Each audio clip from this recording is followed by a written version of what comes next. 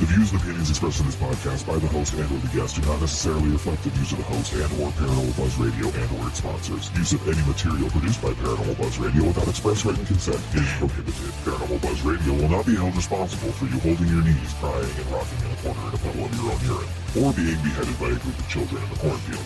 In fact, if you come across a group of children in a cornfield, we promise to make fun of you as you run away screaming in terror. Listener discretion is advised.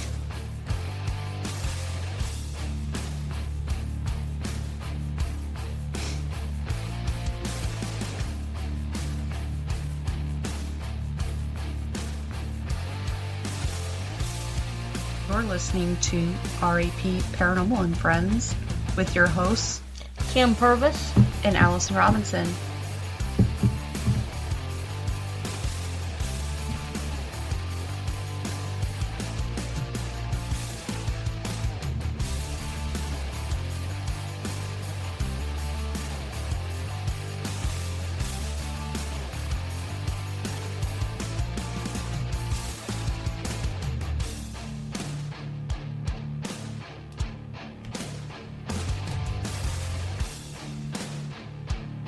Make sure to check us out on our Facebook pages, RAP Paranormal and Friends and RAP Paranormal Busters, for up-to-date show information and events.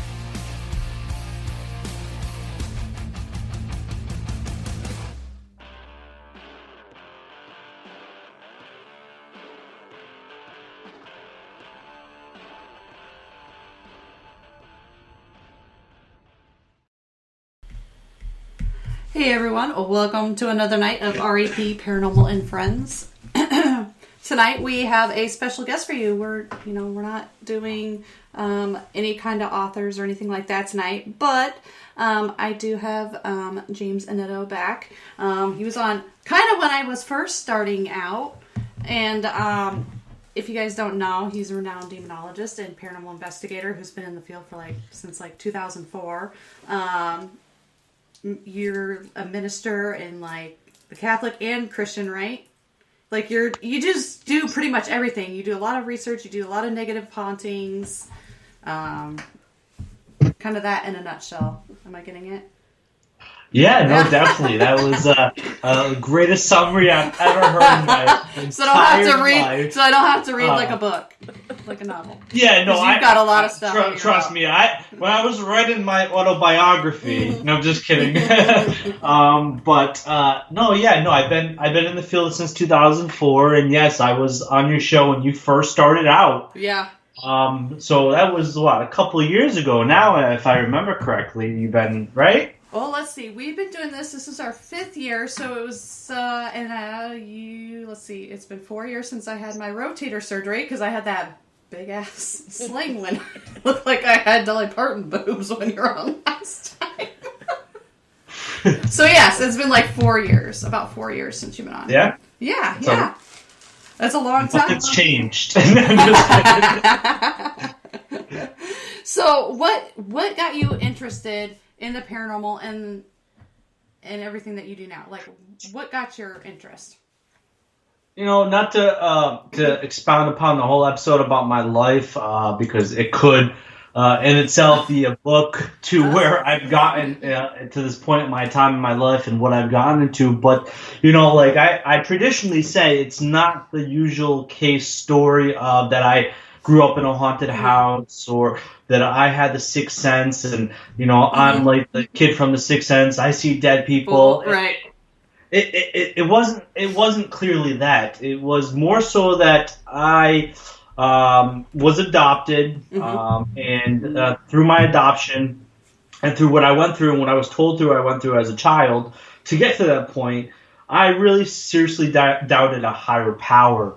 Mm-hmm. And of course, the people that adopted me, who would, were my grandparents, were heavy Lutherans. They would go to church every Sunday, and so going to church and then starting to get my own cognitive nature to myself and my own intellect. I just started questioning my story and how I got to that point to what I'm hearing in church and all this stuff. So it really kind of fundamentally kind of brought me to the circumstance where I started researching at an early age, when I could read, like God and biology. You know, I like to say when I was younger, I wasn't agnostic, atheist, or religious. I was a Darwinist. I loved evolutionary biology, still to this day, because neo-Darwinism, now it is now known as, is still the leading theory in biology today. But it really, so all those questions started formulating, and throughout the years, I still could not clearly define an answer to my question. So, you know, of course, my adopted parents, or my grandmother, who I call my mom, I used to watch Montel Williams, and Sylvia Browne was on there, and she also used to watch a show called Tales of the Crypt, and then you know, there was a movie, Encounters of the Fourth Kind. There was also a hint of watching Leonard Nimoy in Search Of. And then, so a lot of these shows started, and then, of course, a big one, Unsolved Mysteries, but really started kind of all accumulating, and said, okay, well, maybe there's ghosts, maybe there's aliens, maybe that will help me define an answer to my question. And so this rabbit hole I was already digging in just kind of went in all different kinds of pathways, and it just really led me to this point to where I'm at now. You know, I did find a faith. You know, I had a circumstance that happened to me when I was in the military that really kind of guided me towards a faith. And then the paranormal really kind of led me into more of the dichotomy of good versus evil, which is where I got into demonology, and then, you know, being ordained. So there was a plethora of things that kind of exploded in my life that kind of really determined to where I am at now. But yeah, no, childhood trauma really was the launching point for my paranormal exploration, which is weird. But it really kind of comes full circle, especially that I realize with the people that I deal with now, like the clientele, like the homeowners, the business owners, more so the homeowners. You know, a lot of what they're dealing with, if it's paranormal or not, or if it's mental health, there's trauma involved. So it kind of helps me really relate in some form or fashion. I might not understand the haunting aspect of it, like living with it or growing up with it, but I understand the trauma that can kind of accumulate or happen from there, and then that kind of helps me relate in some form or fashion. Now, when you do a lot of like personal type home investigations with, now when you go in there, do you see that most of them are negative haunting, or is it just something else that's going on, or do you think that some people make it up? Well, yeah, it's a mixture of things. I don't think a lot of it's negative. I think what the problem is with the human mind. I'm also a psychology major. One of the things with the human mind is we always like to jump to the negative as the worst case scenario, because sometimes it's the easiest solution for us to point towards when something's going wrong in our life or something's happening. So, yeah, I think we tend to jump to the negative as the worst-case scenario in a lot of these predicaments, but I really think it's a smorgasbord of things. I think it could be negative. I could think it could be misunderstood, which is the commonality of what occurs. It could be the mental health. It could be psychokinesis or projection or artificial intelligence. It could be the residual. There's so many things that could occur that dictates where a person's mind goes with it. I've even seen in residual hauntings where people say, oh, it's negative because something's happening in their house. But stone tape theory, just even though it's on a play on a recording, and it happens the same time all the time, something happens, they think it's negative because they don't understand it, and it confuses them, and it scares them. Yeah, no, I've come across a lot of it. I have a lot of different theories. The great thing about the paranormal, it's not normal, but it's also a lot of it. Unfortunately, is subjective, right? I'm a very objective, critical thinking kind of individual. So I look at like science to a degree. There are empirical pieces of evidence in science, but a lot of it's theoretical, a lot of hypotheses. So within the paranormal, which is a pseudoscience and towards the scientific field's mindset, there's a lot of theories, and you have to be acquainted with all the theories that are out there. You don't have to be. You could be in your own little box, but I'm not that person to contain myself in a box. I'm too energetic. I'm too empathetic towards what people's opinions are. So I like to see what's out there and explore. So there's so much of that. So I try to look at it to a degree, but I do feel like I've come across what could quintessentially be called demonic because of what's been passed down through lore for about 1,000 years. What people's experiences have been.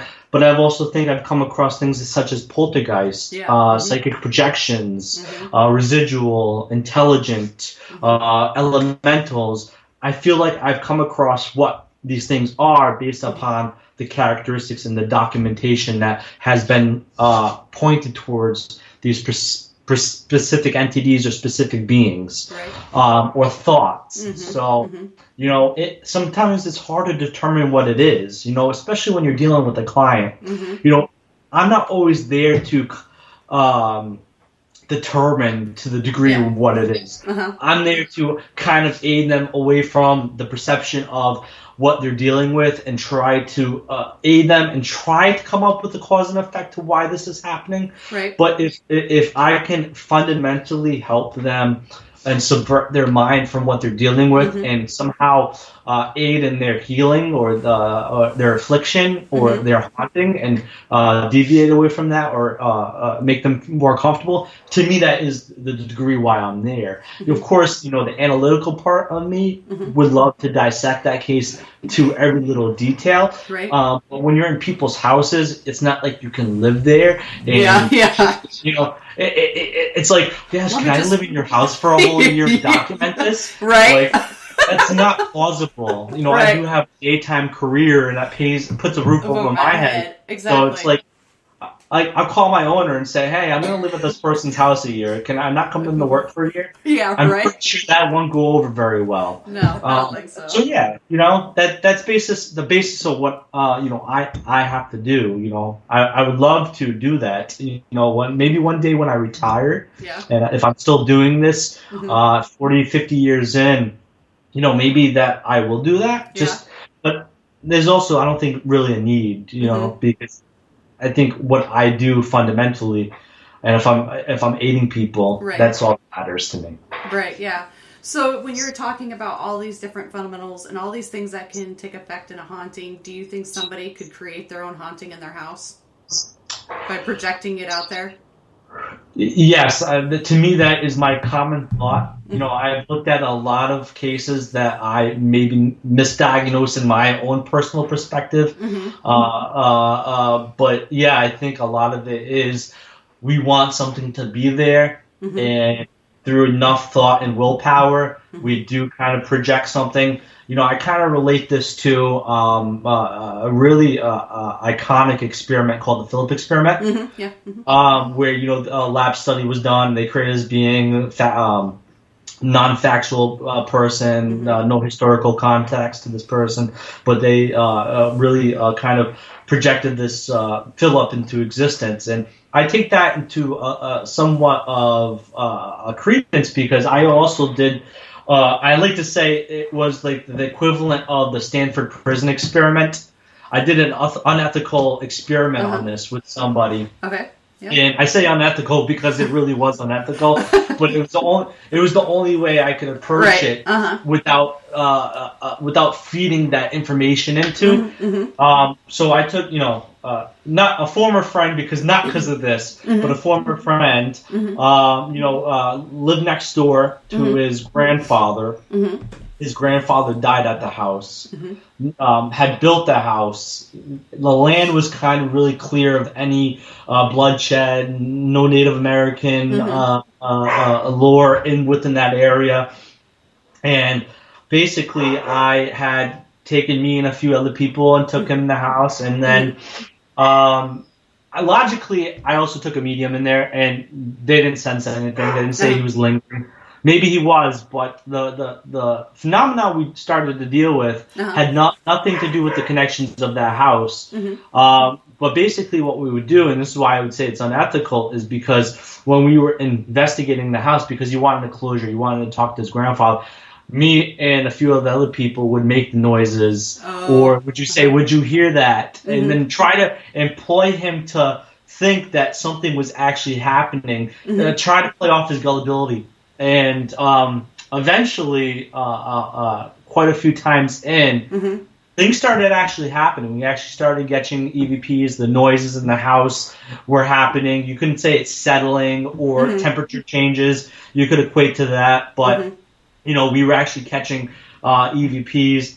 We actually were hearing things. We were hearing an audible conversation between two women, and two women did not die in that house. Yeah. So I felt like maybe we either pulled like an anchor from beyond the veil and then like pulled something there, or fundamentally what I think is that my former friend started projecting what he thought was going on in this location.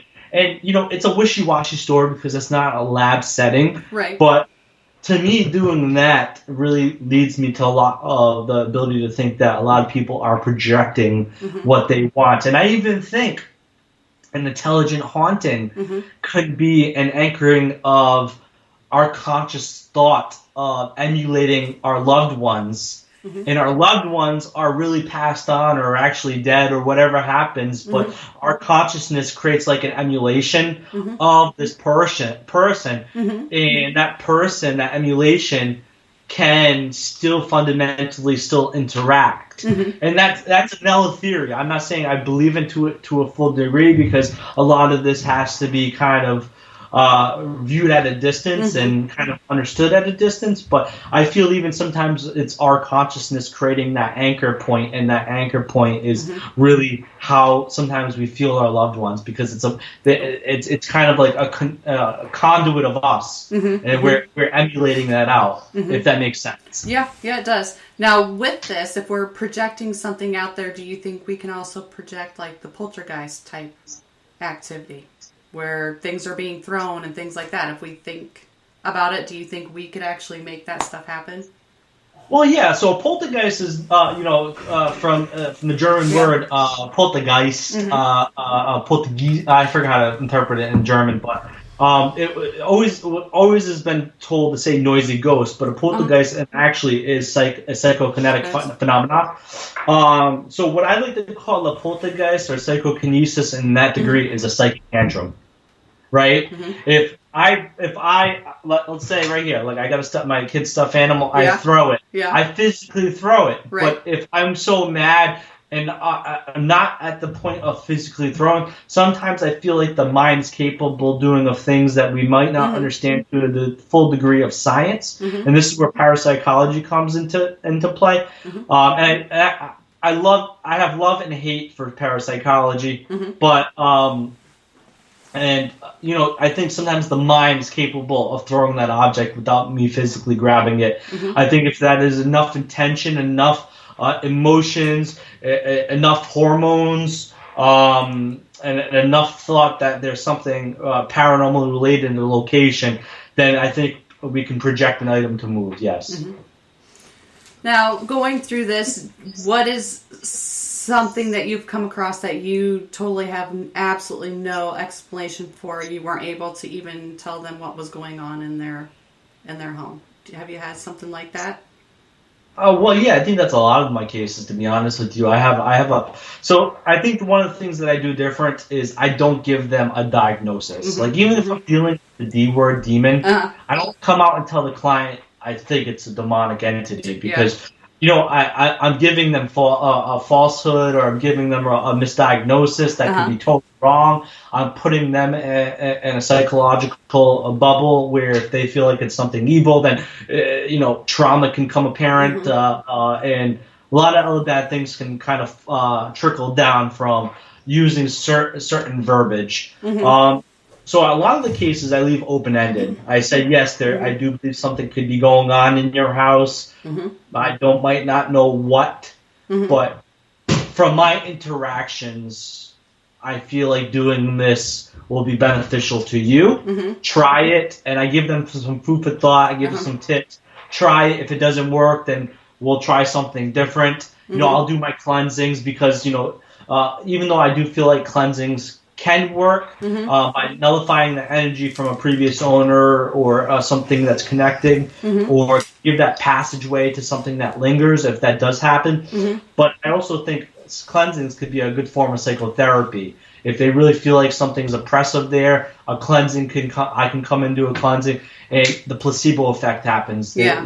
To them it's gone, right? And now they live peacefully. So a lot of my cases are open-ended. I don't quintessentially say this is what it is or what is this, because it's hard for me to make that declaration, especially in locations that houses that I'm not in there, like I said, for a year. Right. Maybe I go to a few visits for a couple hours here or there every visit, or I'm there for 8 hours. Maybe I'll sleep a night. But to me, that's not enough determination. I can get an EVP says, we are here, there's 10 of us, or I'm spirit, or a woman's voice. But that doesn't mean it could be an intelligent spirit. It doesn't mean that it can't be something else.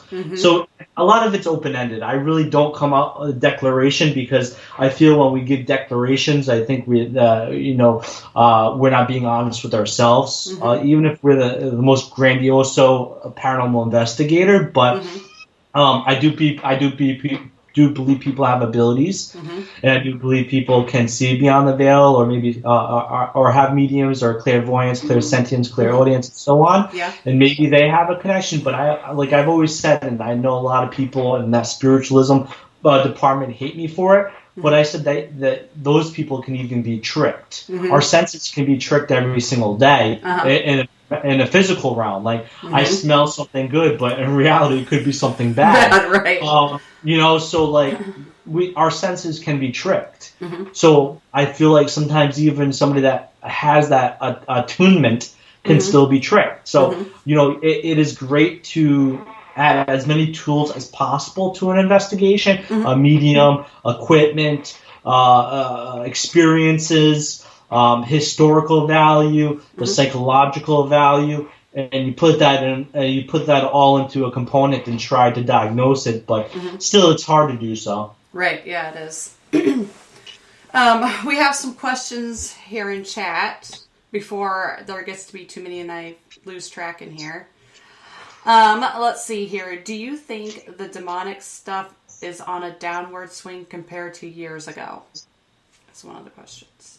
Oh, well, yeah, that's a good question. I haven't dealt with a demonic case in a couple of years, and I'm very thankful of that, even if being coined a demonologist and respected as a demonologist, and, that is my my field, because I really employ in the theodicies of good versus evil, and then I also love demonic lore, and I love I'm a theologian by heart. I love theology. So I haven't dealt with one in a few years, but I also haven't dealt with many in the longevity of my career either. They're very, very rare. I think it comes ups and there's ups and downs. I think with recently when we're dealing with the pandemic, I think maybe more people were fundamentally dealing with one or fundamentally projecting one because of cabin fever. It was a dark time for everybody. We're cascaded into our households. We can't leave. People are dying. So, that dread and sorrow is there. And, I feel like when a demonic strikes is when we are at our weakest, because there's a lot of invitational circumstances that happen into that kind of haunting. So I feel like when we're at our weakest, we're able to really kind of let our guard down more so than if we're high octane, full going, or we're processing a lot of things at once. We're maybe not going to create our perception towards, okay, well, that just moved. But when we're home all the time, then we're going to be more focused to certain things that are going on in our household, or attract certain things because of the laws of attraction. And I feel like in dark moments of times, people sometimes lose their faith as well, because they doubt God for the bad things that are going on, or blame God. So and then so I don't know, downward spiral. I feel like I've had a lot of people approach me, but unfortunately, a lot of the people that approach me either are misdiagnosing themselves, have a mental illness, they've been told the wrong thing from a paranormal group, throwing the D word around willy-nilly. I think that's really what I deal with more, unfortunately, than true cases, because usually when I deal with demonic cases, it's not the client themselves reaching out to me.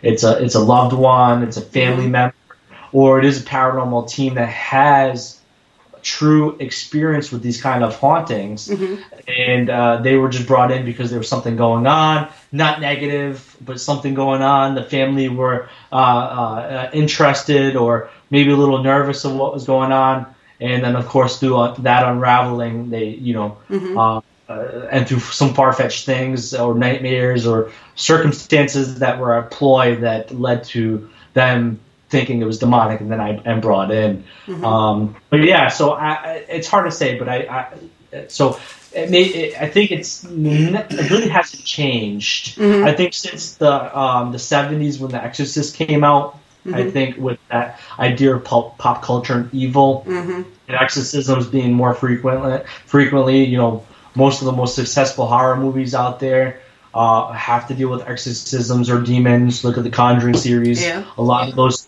true stories got melded into something evil and demonic, even though they weren't. So, I think with that consciousness at play and people watching that, more people are going to jump to the conclusion it's demonic because, of the gullibility nature and more being subjective than anything because of the movies. I don't know if that answered the question, but that's just me kind of talking about where we are at with the demonic realm. Like I said, it exists, but it's fairly often that not very fairly often that I come across one. I was going to say, we've had somebody on. We're echoing. We're getting an echo. I don't know why. We had somebody on a couple of years ago who said that they encounter demons every day, and they call themselves a demon slayer. Just putting it out there. Yeah, it's unfortunate. Like I would like to say is that, and I don't like to trounce anybody. I went through a dark. I went through a dark place the past year, and I really found myself as an individual through a lot of vices and mistakes that I made as a person. We none of us are perfect. So the last thing I want to do is judge people, but I always do tell people, even though I am a demonologist, what you hear from me from B, C, D, E, F, G demonologist might be totally opposite what they say. They might say every case they deal with is demonic, or they're called in every month for a demonic case. That's them. And they look at things through a different lens than me. And I think it's dangerous the way they look at that through their lens. But like I said, I'm very analytical. I am a religious person. I answer to God only, and of course the law of the United States of America, the constitutional law. But I look at things so analytically and critical that I can't use that word just so much, because when we're dealing with people and we're saying the wrong things, we're not putting ourselves at, well, we could be putting ourselves at harm depending on how the client reacts to a certain situation. But we're putting people at harm with giving them the ideology that they're dealing with this, even though we quintessentially don't understand it to a full degree. So I approach things much differently, more scientifically, more psychologically than my counterparts do, my compadres do. But I'm not saying they're wrong or right. Right. You know, they could be. We're dealing with different cases. They could be, but you know, I unfortunately come across that a lot, and you know, I don't agree with it, so to say. But you know, what is it for me to say I am right and they're wrong, or I'm to be wrong and them be right? I can't say that. But you know, I am a specialist. What I do, I've been doing it for a very long time. I've read so many tomes of demonology, so many tomes of theology, so many tomes of anthropological viewpoints of culture, religions, paranormal books. I worked with some of the greats in demonology and in the paranormal. You know, you can take my experience for a grain of salt, but I put a lot of time and effort into doing what I do. Okay, let's see here. Oh my gosh, we have a whole list of questions in here.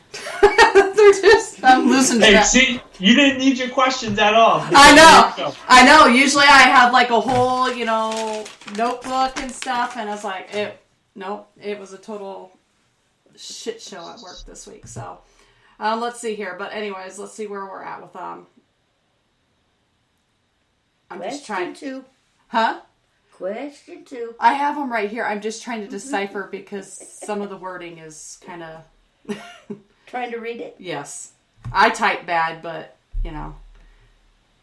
What's the hardest to work with to get rid of in a home? I think he's talking about demons or the ghosts. Sir, yeah, that's what I'm thinking too. Well, yeah. So, what's hard to get rid of? Well, a demon to me is more sinister and more diabolical, and you know, there is like a psychodrama that's going on. But I don't believe in the necessity that with intelligent spirits, a deceased loved one or a lingering soul that has a story to tell. I feel like sometimes they're the hardest because, once again, I do not feel like we can forcibly cross over these beings. They're intelligent, they have their own willpower, and they're here for a reason. So I feel like sometimes they could be the most difficult because unless they really want to go, they're not going to go. I don't believe in, you know, people might say, oh, yeah, I can cross people over and they'll go over, blah, blah, blah. I just don't agree. I don't believe in it. I don't. I think if they have a willpower, they're intelligent. You can't ask me to leave if I don't want to leave unless you forcefully throw me out of there. And yeah, you could say, well, the version of the light pushes them out. Possibly, yes, that could happen. But unless I want to leave, I'm not going to leave unless the police are taking me out. Unless I'm getting thrown out the window. So there could be a percentage where, we could forcibly maybe cross people over, but I feel like when it comes to intelligent spirits that have a willpower or lingering here for a reason, they're not going to go until their story is told and to the degree of why they need to cross over. A good movie, and I always try to relate to movies because it's easier for people, is The Lucky Bones. With Mark Wahlberg. Little girl, his daughter dies from serial killer, but she lingers until the serial killer is caught and she's able to kind of tell her story. This is what happened. So it's kind of like that. She couldn't move on until that was accomplished. Demons are hard in the sense of removal, but when you kind of understand, it depends on what level of it. If it's possession, it is very hard because then it is a battle between that person's willpower and the demonic's willpower. If the person succumbs to the demonic willpower, then it is very hard to exercise or deliver or remove that demonic entity from the person because you're basically empowering through prayer and through invocation for that person to overpower that demonic entity through the graces of God. If that demonic entity has them so engulfed, and that person's willpower is down here, it's going to be very hard for that person to kick out that demonic entity from their being, because it is a battle of willpower. So that's hard too, but usually when you know the enemy at that point, you have a name. If you do get a name, you have leverage, and that empowerment to. So I'm not saying one or the else is hard. They vary. I've had cases that were, in my opinion, ghosts or spirits that were hard, and in the few cases that I have that were demonic were hard. What I find harder though are elemental forces, because to a degree, they're there for a reason. They were put there for a reason, or they were there before us for a reason. So I have come to feel like elementals are sometimes the harder case to deal with, because in that circumstance, especially here in North America, certain situation, I have to find either a medicine man or a shaman, somebody from a tribal background that was indigenous or aboriginal to this area, and have them get involved, because they can barter with those elementals better than I can. I can't ask an elemental to lead through Christian prayer or Christian mindset. I can give them a tobacco offering, or I could do other things. I'm not a very good drummer, so doing a drum circle, God, they'd probably kill me. They'd probably say I'm going deaf or something. But I think they all, to a degree, have a difficulty. And it really depends on the case. It really depends on the person, and it really depends on the environment. So it's hard to say which one's harder. Yes, demons are not fun, and even being a demonologist, I am very grateful, and I pray every single day when I do not come across a case. Now, it's not saying I cannot handle it, nor do I think I could, but I'm grateful every day that I don't have to come across one of those cases, because they're very chaotic and hectic, and it takes a toll on everybody involved, including myself. Now, they want to know another question here. What's the most outside of the box approach you have done on an investigation? Outside of the box. Well, it wasn't really outside of the box in a home investigation. I do a lot of experimentation in public investigations, or my solo events that I do. So what I do is I do a lot of investigation events, because I like to raise money for a lot of historical societies, locations. I don't pocket any of this money. None of this have I ever done for monetary gain. So when I do an event, it's to raise money for that location. But I like to push the envelope a little bit at locations. I like to do experiments that really kind of test the waters of what's safe.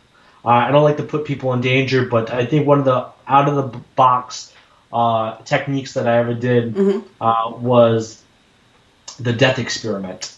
And what would happen is, and I think Shea was there at Wilson Castle when I did this. And so, because one of the claims was that somebody died at their stairwell or something like that.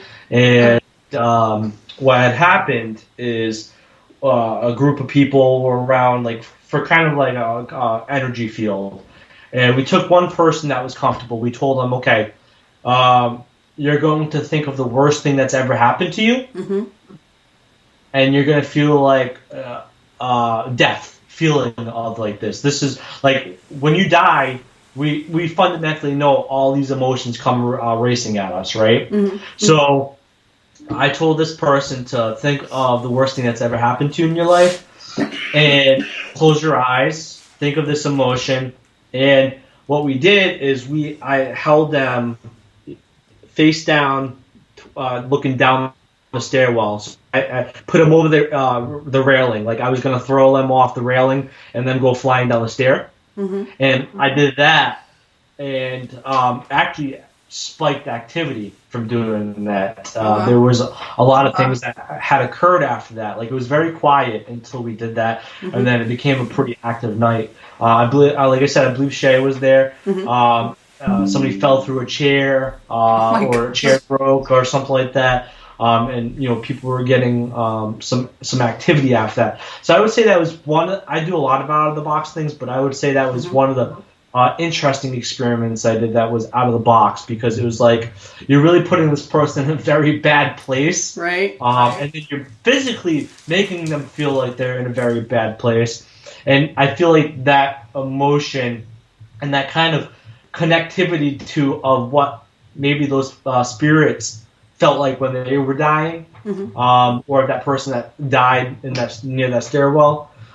Maybe there was that kind of cohesion to what this person emotionally was going through at that point, even though they weren't dying, like physically, like they weren't going to die. Right.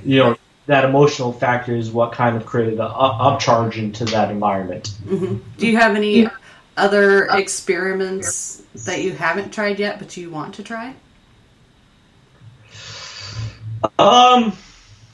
Yes, I do, but it's very expensive. It's not really outside the box. It's actually putting something in a box. Oh. What I really want to do, if somebody wants to take this, go ahead, just give me credit or invite me, please. So you know the Faraday cages, right? Oh, yeah. Yep. So a lot of people put spirit boxes in like Faraday cages, like a aluminum folder. What I really want to do is, I'm an investigator that really likes to check. By day, I'm a contractor. I've worked in the construction field for 10 years, and so I like to really check like leveling and like infiltration of air, EMF from the breaker boxes. Like if I really do a full-fledged investigation, I really like to turn the breaker boxes off. I like to kill the house. I like to turn the air off. I like to check for infiltration. I like to do all that stuff because that all has a play into the environment. But what I want to do is I want to build a huge Faraday cage over a haunted location. Oh, that'd be cool. And I want to do two experiments. I want to put people in there, and then I want to. Then of course you wouldn't have no power, so you'd have to have a generator or something outside the Faraday cage, run lines of wire in there, and that'd be the only live feeds to cameras, and then put like a speaker or something like that in the house, and speak to what could be there outside of the Faraday cage and see if something would happen, and then of course do it with people in there and see if canceling the outside environment out of a haunted location would actually create something, or if there's the moon phases that have to do with something. Like, it would be canceling a lot of things that could possibly add to a haunting, and seeing what you can get within that cage. But it would be very expensive doing a Faraday cage around a house, because you think about it, that would be a hell of a lot of aluminum foil. You have to do you could probably do like a PVC structure, like do a PVC dome or something like that. Yeah. But to buy all that PVC and to get all those fittings and wrap that aluminum foil, I think you need to at least wrap it 7 times for no signals to bounce in. Like, you could do spirit boxes in that Faraday cage with no outside interference. I'm not a big spirit box person because of that ability for outside interference, and I think a lot of audio pareidolia comes into play when you listen to a spirit box, because I could put one down and 3 people might think of something different, and then other people might jump onto that conclusion. I heard that too, yeah. But when you're canceling that signal out, and there's no radio waves, nothing, no Bluetooth, no Wi-Fi, nothing coming in to disrupt an investigation, I think it's very interesting. Oh yeah, that would actually be a pretty cool experiment to do. But yeah, that would be pretty damn expensive. You're gonna have to find somebody to fund you for that one. Yeah, maybe I can get Josh Gates to do it. I know he's pretty rich. Oh yeah, there you go. Yeah, you should write to him and see what happens. I will. Now, what piece of equipment do you think is just absolute crap? K2 meters. Yeah. Why I say K2 meters, aka I'm on the construction field. Right. I'm part of the M&P of the MEP trade. So that MEP means mechanical, electrical, and plumbing. Mm-hmm. I do mechanical and plumbing, and I've done it for a long time. I'm project manager, and I'm in the I'm the boss now. But I was a field guy, and I know a lot about it. And even though I'm not an electrician, I've worked with a lot of electricians.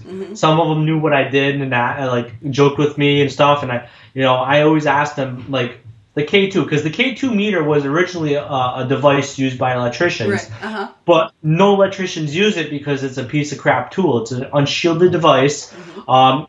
Anything can make it go off. A phone signal, a text message, a Bluetooth signal can make it go off. A Wi-Fi signal can make it go off.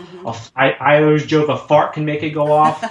But yeah, it's one of, I think it's a very cool device in the sense of like for the entertainment aspect of it, because it has lights on it. A lot of those things that have lights on it kind of annoy me, but I get the value of it for people kind of fascinated or entertained by it. So yeah, that's what I have to say. But my favorite piece of equipment would be a tape recorder, Right. or even a video camera. Video does not lie, right? If you catch an orb, yeah, we probably understand at this point, many years later, that's dust or wet or a bug. But video don't lie. So if something moves in front of you, and infiltration of air does happen in every house unless it's spray foamed, because then it's basically canceled out to the outside environment. But a lot of old houses aren't spray foamed. Right. They have barely no insulation, so there's a lot of infiltration. But if I'm seeing heavy objects move, that's definitely not the air. And if I'm catching that on video, to me, that's very credible evidence. And for audio, yes, you have to digital recorders or even tape recorders, old analog tape recorders, do pick up sound waves from very far distances. People don't realize that. So if I'm doing a recording in my house right now, and I have a neighbor that's 5 feet away in their house, like let's say there's only 5 foot of space between my house and their house, and they're talking, there could be a small chance I pick them up talking. So there's that. But if you combine these pieces of equipment, video and audio and personal experience, and you get something on the digital recorder and you get something on video, and you have that personal experience, that's validation. No one piece of equipment really creates validation of paranormal phenomena unless you have multiple pieces of validation from multiple pieces of equipment or people. And that's scientific. For a lab study to be equated to be empirical, it has to happen multiple times the same way over and over again, and be observed by multiple different people with that same action happening over and over again. That same experiment has to generate the same result over and over again. So it's kind of like a small degree of the scientific method investigating. Now, do you have any investigations or anything lined up? Yeah, so I have a few. April, I don't know what day in April yet, but I'm doing the Shanley Hotel. It's a meetup at the Shanley Hotel. I do a little lecture, and then there's an investigation. That's Catskills Paranormal, I believe, that hosts that. Then in July I have one. I love the Hinsdale House. I'm good. Haven't been there yet. Hinsdale House is awesome. I love Daniel Clace. I've been going to that house for a very, very long time, even before Dan owned it. I'm doing a July. Should know this. It's my anniversary day. Oh, my girl's gonna film. I think it's July 14th, and we're doing a camp out event there. Patty Negri's going to be there, and Mike Hatcher, John Griffin, who is a very interesting guy. He tries to bring the paranormal involved into the science into the paranormal, and does hypotheses and stuff like that. He's a very interesting guy, very smart guy. So there's going to be quite a few people in a lineup there, but it's a camp out. It's going to be awesome. Doing camp ghost stories at the campfire. Oh, cool. I'm very excited about that one. And then, I have a few more, but I can't think off the top of my head without looking at my calendar. And I don't want to take the last 10, 15 minutes of the show looking at my calendar. So, well, follow me on Facebook. I just brought Facebook back again after being away from over a year and a half or a year and 2 months or whatever. Back on social media again, and so you can either go on my social media. My website's sorely outdated. I would not go to my website unless you want to get in contact with me or see my autobiography. But yeah, Facebook's the best way to catch events that I'm doing or investigations. Perfect. I was going to ask you that too. What kind of social media you had? Let's see here. We did have a couple other questions here that popped up. Do you think the Vatican is haunted? Of course, debatable. I have never investigated the Vatican, so I can't say it's haunted. I get the mystique of it, and there are hell of a lot of old objects that predate a long time, that go back a very long time. You think the Jewish religion is 4,000 years old, and then Christianity is, of course, a little younger than that. But they have a lot of artifacts from the old Judaic folklore, and they have items from other different faith structures.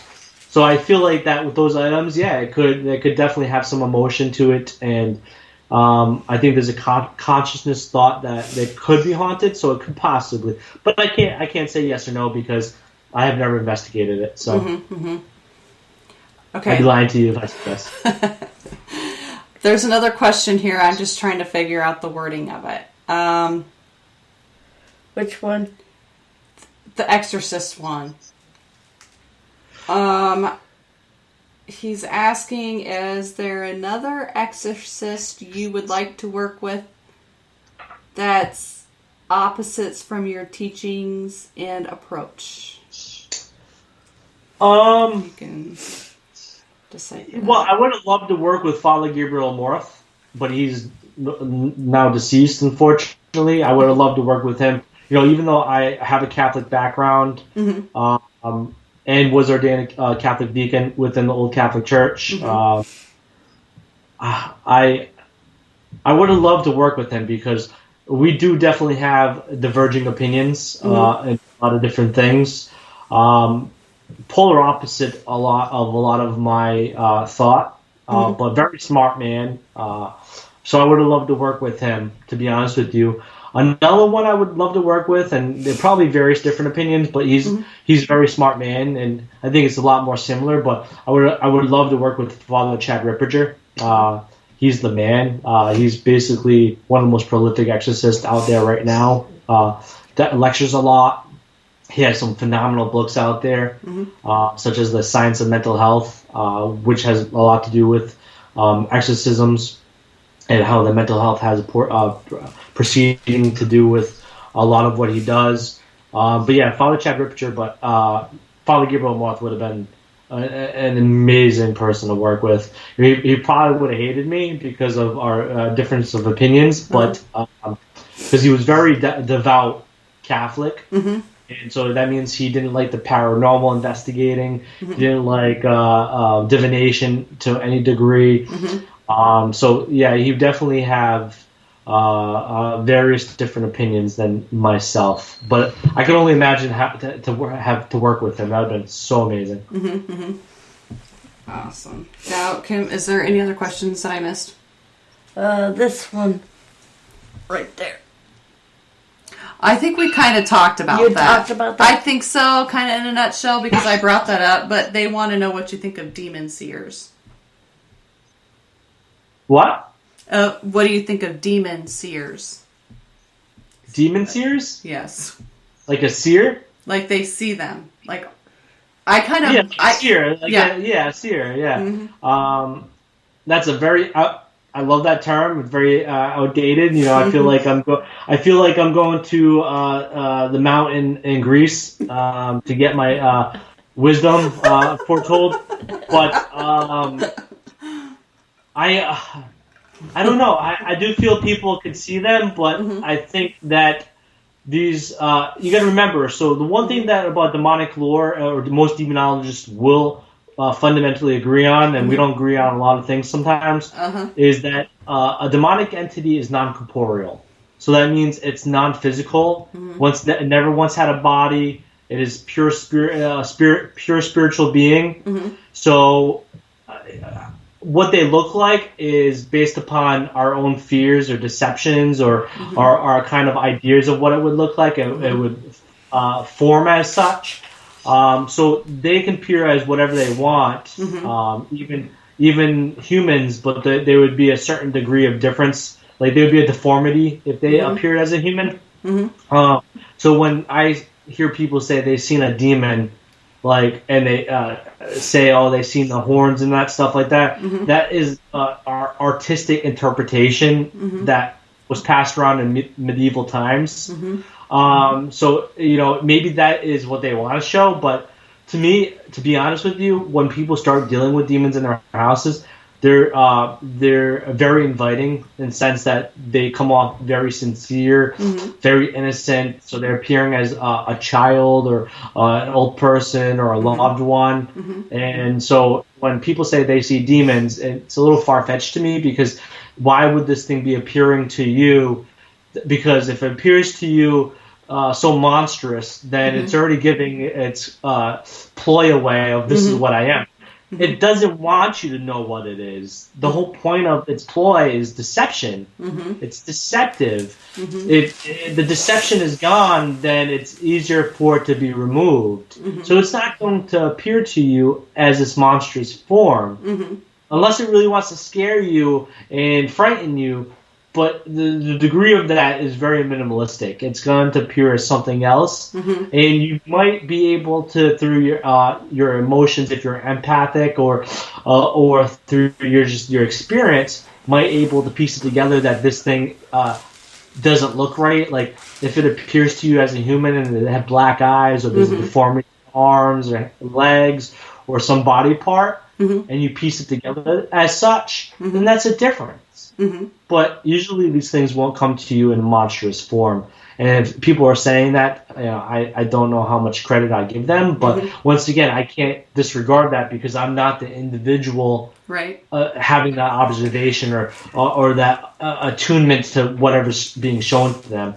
So, it's my opinion based upon what I know about demonic hauntings. But I take it with a grain of salt, but I also do employ mediums and other people of clear abilities within my cases, because it's a necessary tool to use. You don't always have to put all your stock in what they say, but if the pieces of the puzzle fit together with their abilities, then great. Then you're able to kind of discern a little bit better what's going on. Yeah, that was kind of what I was talking about earlier, because we had somebody like that on our show too. So I think that's maybe why he was bringing it up. But once again, before we wrap things up, if anybody wants to contact you, you do have your website. It is a little outdated, but they can still get a hold of you there or on Facebook. Got it in a nutshell there? Got it in a nutshell. Please reach out. Like I said, events, investigations. If you need help or somebody needs help, please reach out to me. I give my phone number out, but if you abuse it, I abuse you. As I always say, 401-808-7416. Reach out to me if you have questions, even if it's not for help. If you have questions about this topic and you want me to elaborate on a specific topic that I did not answer on tonight, reach out to me. Send me a text saying, "Hey, I watched you on the show. I would love to ask more questions." Please do so. One thing that I love to do in my life is talk about the subject. So I could go on and on. I could be like a broken record.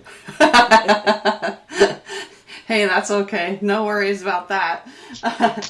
All right. Thank you to everybody who was in Chinat. See, I told you this week has been hell.